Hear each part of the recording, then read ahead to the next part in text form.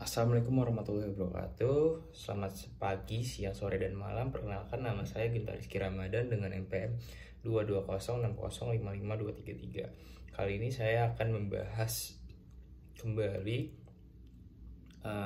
diskusi kita di minggu lalu dan menjadikannya sebuah rangkuman. Yang pertama ini kita membahas terkait conscious thinking, dan yang kedua kita kembali lagi membahas yang terkait DIY5 method. Oke, yang pertama terkait conscious thinking ini dibagi dua, yaitu brainware dan hardware. Pertama, apa sih itu conscious thinking? Conscious thinking ini adalah berpikir secara sadar. Sebelumnya kita salam sadar. Kembali lagi, konsep ini sering melibatkan proses-proses mental yang kita sadari dan kita kendalikan secara aktif.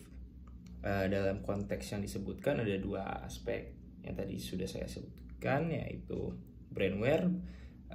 Brainware ini adalah merujuk pada bagian otak kita dan aspek kognitif dari berpikir. Brainware ini mencakup segala sesuatu yang berkaitan dengan logika, analisis, perhitungan, dan pemrosesan informasi. Ini adalah bagian dari otak yang membantu kita berpikir secara rasional dan ilmiah. Lalu pada hardware, ini mengacu pada aspek emosional atau hati dari berpikir. Hardware ini sendiri mencakup emosi, perasaan, dan nilai-nilai pribadi.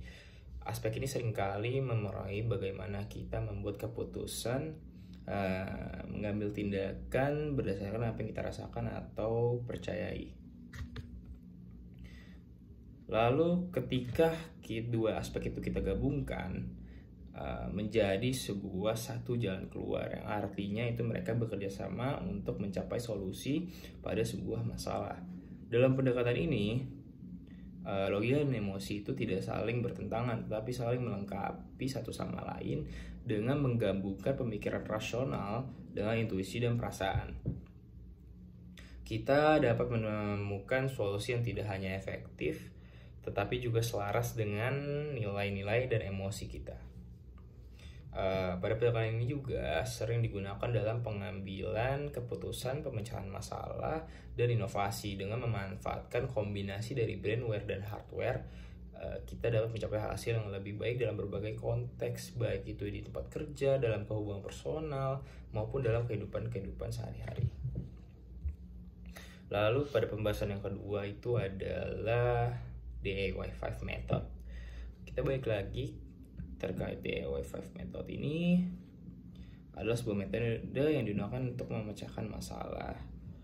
Pada metode ini ada 5 bagian, itu intention, initial thinking about the problem, idealization, dan instruction. Pada intention ini sendiri, ini adalah langkah pertama dalam DIY5, di mana kita itu menetapkan niat atau tujuan yang jelas untuk memecahkan masalah tertentu.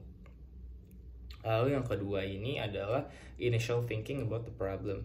Nah, di sini kita ini mulai memahami masalah dengan lebih baik, menganalisis akar permasalahannya dan penyebabnya, dan mencari pemahaman yang lebih dalam tentang tantangan yang dihadapi. Lalu yang ketiga ini adalah idealization. Pada tahap ini melibatkan menghasilkan berbagai ide atau solusi yang mungkin untuk menyelesaikan masalah tersebut. Ini pada tahap ini sering melibatkan berpikir kreatif dan berimajinasi. Pada tahap terakhir di DIY5 method ini itu adalah instruction. Pada tahap ini, setelah kita merencanakan dan menyusun solusi-solusi yang telah dihasilkan dalam tahap sebelumnya ke dalam langkah-langkah atau instruksi konkret untuk menyelesaikan masalah. Nah, pada tahap ini melibatkan perici tindakan yang perlu diambil dengan sebuah cara dan pengimplementasiannya. Oke, segitu saja untuk rangkuman saya terkait pembahasan kita minggu lalu. Kurang lebihnya mohon maaf. Terima kasih. Wassalamualaikum warahmatullahi wabarakatuh.